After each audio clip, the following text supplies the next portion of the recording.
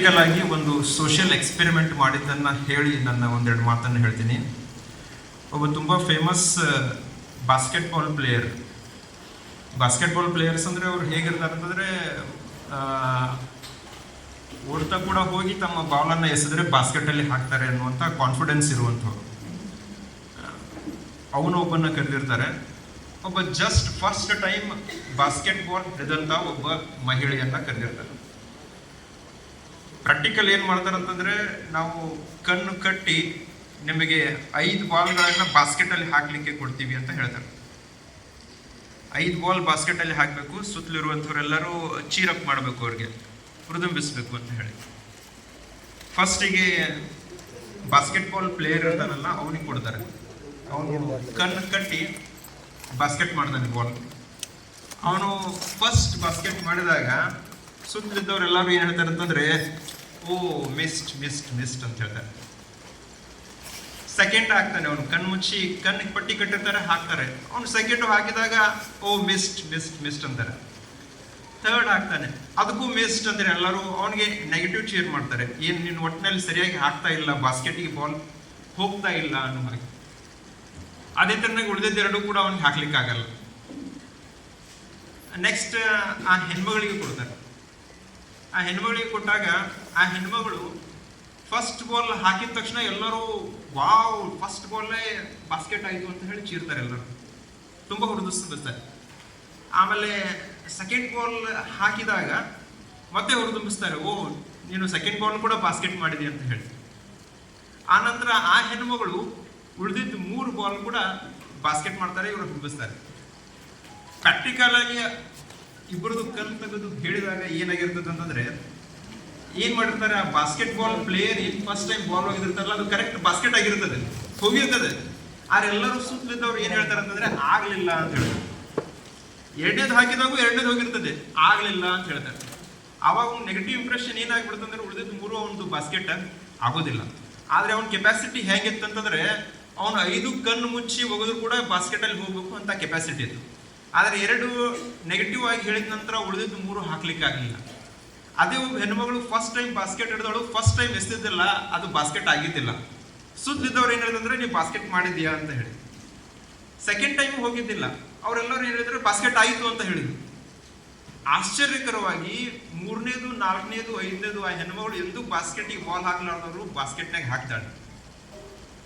ಹೇಳುವಂತ ವಿಷಯ ಏನಂತಂದ್ರೆ, ನಮ್ಮ ಸುತ್ತಲಿದ್ದವರು ನಮಗೆ ಯಾವ ರೀತಿ ಹೇಳ್ತಾ ಬಂದಿದಾರಲ್ಲ, ನಾವು ಅದನ್ನೇ ತಗೊಂಡು ನಮ್ಮ ಮನೆ ಕಟ್ಕೊಂಡ್ಬಿಟ್ಟಿದ್ವಿ. ನಮ್ಮ ಮನೆ ನಾವು ಸ್ವತಃ ಕಟ್ಕೊಂಡಿದ್ದು, ನಾವು ಬಯಸಿದ್ದು ಇಟ್ಟಿಗೆ, ನಾವು ಬಯಸಿದ್ದು ಪೇಂಟು, ನಾವು ಬಯಸಿದ್ದು ಕಲ್ಲು ತೆಗೆದುಕೊಂಡು ಅಲ್ಲ. ಸುತ್ತಲಿದ್ದವರು ನಮಗೆ ಯಾವ ಕಲ್ಲು ಕೊಟ್ಟಿದ್ದಾರೆ, ಯಾವ ವಸ್ತು ಕೊಟ್ಟಿದಾರಲ್ಲ, ಅದನ್ನು ತಗೊಂಡು ನಾವು ಕಟ್ಕೊಂಡು ಇದು ನನ್ನ ಮನೆ ಅನ್ಕೊಂಡ್ಬಿಟ್ಟಿದ್ದೀವಿ. ಆದರೆ ಆಕ್ಚುಲಿ ಕೆಪಾಸಿಟಿ ಡಿಫ್ರೆಂಟ್ ಆಗಿದೆ. ಹಿಸ್ಟಾರಿಕಲ್ ಆಗಿ ಮೊದಲಿಂದ ಕೂಡ ಏನ್ ಹೇಳ್ತಾ ಬಂದಿದ್ದಾರೆ, ಒಂದು ಸೆಕ್ಷನ್ ಆಫ್ ಪೀಪಲ್ಗೆ ಜನ ಏನ್ ಹೇಳ್ತಾ ಬಂದಿದ್ದಾರೆ, ನೀವು ತುಂಬಾ ಕೆಪೇಬಲ್ ಇದ್ದೀರಾ, ನೀವು ತುಂಬಾ ಅರ್ಹರಿದ್ದೀರಾ ಹೇಳ್ತಾ ಹೇಳ್ತಾ ಹೇಳ್ತಾ ತುಂಬಾ ಮುಂದುವರೆದ್ಬಿಟ್ರು. ಅಷ್ಟೇ ಈಕ್ವಲ್ ಕೆಪಾಸಿಟಿ ಇರುವಂಥದ್ದು. ಯಾಕಂದ್ರೆ ಮನುಷ್ಯನಿಗೆ ದೇವರು ಎಂದೂ ತಾರತಮ್ಯ ಮಾಡಿಲ್ಲ. ಯಾರನ್ನೂ ಕೂಡ ದೇವರು ಹೆಚ್ಚು ಕಡಿಮೆ ಮಾಡಿ ಹುಟ್ಟಿಸಿಲ್ಲ, ಎಲ್ಲರನ್ನೂ ಸಮಾನವಾಗಿ ಹುಟ್ಟಿಸಿದ್ದಾರೆ. ಆದರೆ ಹಿಸ್ಟಾರಿಕಲ್ ಆಗಿ ಏನು ಹೇಳ್ತಾ ಬಂದ್ರಪ್ಪ ಅಂದರೆ, ನಿಮ್ಮ ಕಡೆ ಆ ಸಾಮರ್ಥ್ಯ ಇಲ್ಲ, ಬಹುಶಃ ನಿಮ್ಮ ಕೈಲಿ ಆಗಲ್ಲ, ಇದನ್ನು ಹೇಳ್ತಾ ಹೇಳ್ತಾ ಬಂದಾಗ ಅದನ್ನೇ ಜನ ಏನು ತೊಗೊಂಡ್ಬಿಡ್ತಾರೆ ಅಂದರೆ, ಮನಸ್ಸಿಗೆ ತಗೊಂಡು ಹೌದು ಬಹುಶಃ ನಮ್ಮಿಂದ ಆಗ್ಲಿಕ್ಕಿಲ್ಲ ಬಿಡಿ, ನಾವು ಆ ಕೆಪಾಬಿಲಿಟಿ ನಮ್ಮ ಹತ್ರ ಇರಲಿಕ್ಕಿಲ್ಲ ಬಿಡಿ ಅಂತ ಅಂತ ಅಂತ ಏನಾಗ್ಬಿಟ್ಟಿದೆ ಅಂದರೆ, ಸ್ಟೆಪ್ ಬೈ ಸ್ಟೆಪ್ ಹೇಗೆ ಬಾಸ್ಕೆಟ್ಬಾಲ್ ಒರಿಜಿನಲ್ ಪ್ಲೇಯರ್ ಬಾಸ್ಕೆಟ್ ಮಾಡ್ಬೋದು ಅಂತ ಅವನು 5 ಕಣ್ಣು ಮುಚ್ಚಿ ಹಾಕ್ಬೋದು ಅಂತ ಅವನಿಗೆ ನೆಕ್ಸ್ಟ್ 3 ಬಾಸ್ಕೆಟ್ ಮಾಡ್ಲಿಕ್ಕೆ ಆಗಲಿಲ್ಲಲ್ಲ, ಹಂಗೆ ಪರಿಸ್ಥಿತಿ ಆಗಿಬಿಟ್ಟಿದೆ. ಅದರ ಸಲುವಾಗಿ ಎಲ್ಲಿವರೆಗೂ ನಾವು ಸ್ವತಃ ನಮ್ಮನ್ನು ನಾವು ಅಂಡರ್ಸ್ಟ್ಯಾಂಡ್ ಮಾಡ್ಕೊಂಡಿಲ್ಲಲ್ಲ, ಅಲ್ಲಿವರೆಗೂ ನಾವು ನಮ್ಮ ಕೆಪಾಸಿಟಿಯನ್ನ ಹೊರಗೆ ಹಾಕ್ಲಿಕ್ಕೆ, ಹೆಚ್ಚಿನ ಸಾಮರ್ಥ್ಯವನ್ನು ನಾವು ಹೊರಗೆ ತರಲಿಕ್ಕೆ ಆಗಲ್ಲ. ನೀವು ಬಹುಶಃ ನೋಡಿರ್ಬೋದು, ಹಿಪ್ನೋಟೈಸ್ ಮಾಡ್ತಾರೆ ಜನರಿಗೆ. ಹಿಪ್ನೋಟೈಸ್ ಮಾಡ್ತಾರಲ್ಲ, ಅದೇನು ಮ್ಯಾಜಿಕ್ ಅನ್ಕೊಂಡಿದ್ದೀರಾ?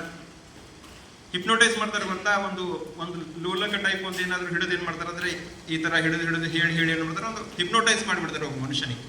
ಅವ್ನು ಹೇಳಿದಾಗ ಅವನ ಕಡೆ ಎಕ್ಸ್ಟ್ರಾ ಕೆಪಾಸಿಟಿ, ಎಕ್ಸ್ಟ್ರಾ ಸಾಮರ್ಥ್ಯ ಬಂದಂಗೆ ಆಗುತ್ತೆ.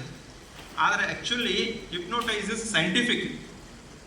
ಅದೇನು ಮಾಡ್ತಾರಂದ್ರೆ ನಮ್ಮಲ್ಲಿರುವಂಥ ಕೆಪಾಸಿಟಿಯನ್ನ ಕರೆಕ್ಟ್ ಒಂದೇ ಪಾಯಿಂಟಿಗೆ ಸ್ಟೋರ್ ಮಾಡಿ ಒಂದೇ ಪಾಯಿಂಟಿಗೆ ಅದನ್ನು ಟಾರ್ಗೆಟ್ ಮಾಡೋದ್ರಿಂದ ಏನಾಗುತ್ತೆ, ಆ ಕೆಪಾಸಿಟಿ ನಮ್ಮಲ್ಲಿರುವಂಥದ್ದು ಹೊರಗೆ ಬರಲಿಕ್ಕೆ ಸಾಧ್ಯ ಆಗುತ್ತೆ. ಎಕ್ಸಾಂಪಲ್, ಒಂದು ಯೂನಿವರ್ಸಿಟಿಯಲ್ಲಿ ಒಂದು ಅರೇಬಿಕ್ ಯೂನಿವರ್ಸಿಟಿ ಇದೆ. ಆ ಯೂನಿವರ್ಸಿಟಿಯಲ್ಲಿ ಒಬ್ಬನಿಗೆ ಏನು ಮಾಡ್ತಾರಂದ್ರೆ ನೀ ರಿಪ್ಲೇಸ್ಮೆಂಟ್ ಸರ್ಜರಿ ಮಾಡ್ತಾರೆ.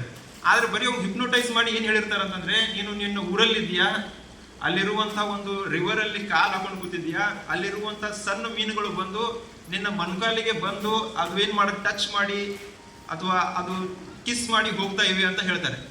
ಇಷ್ಟು ಮಾಡಿ ಅವ್ನು ಹಿಪ್ನೋಟೈಸ್ ಮಾಡಿ ವಿದೌಟ್ ಅವನಿಗೆ ಯಾವುದೇ ಕೂಡ ಅನಸ್ತೇಶಿಯಾ ಕೊಡದೆ ಅವನ್ನ ಒಂದು ಏನ್ ಮಾಡ್ತಾರೆ, ಜಾಯಿಂಟ್ ರಿಪ್ಲೇಸ್ಮೆಂಟ್ ಸರ್ಜರಿ ಮಾಡ್ತಾರೆ. ಅವ್ನಿಗೇನು ಗೊತ್ತು ಸಹಿತ ಆಗಲ್ಲ.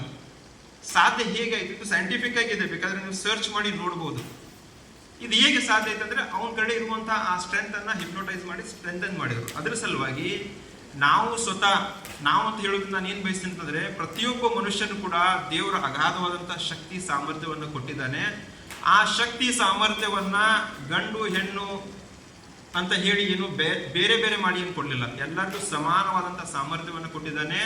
ಆ ಸಮಾನವಾದಂತಹ ಸಾಮರ್ಥ್ಯವನ್ನ ನಾವು ಹೊರಗೆ ತೆಗಿಲಿಕ್ಕೆ ಸಾಧ್ಯ ಆದ್ರೆ ನಾವು ಇವತ್ತು ಜಗತ್ತಿನಲ್ಲಿ ಮುಂದುವರೆದಂತಹ ದೇಶಗಳಿಗೆ ಈಕ್ವಲ್ ಆಗಿ ನಮ್ಮ ದೇಶ ಮುಂದುವರಿಯಲಿಕ್ಕೆ ಸಾಧ್ಯ ಇದೆ. ನಮ್ಮ ಜೊತೆಗಿರುವಂತ ಇನ್ನೇ ಕೆಲವರು ವಿಶೇಷವಾಗಿ ಮುಂದುವರೆದಂತ ನೋಡಿ ನಾವು ಕೂಡ ಅಷ್ಟೇ ಮುಂದುವರಿಯುವಂತಹ ಸಾಮರ್ಥ್ಯ ದೇವರು ನಮ್ಮಲ್ಲಿ ಕೊಟ್ಟಿದ್ದಾನೆ.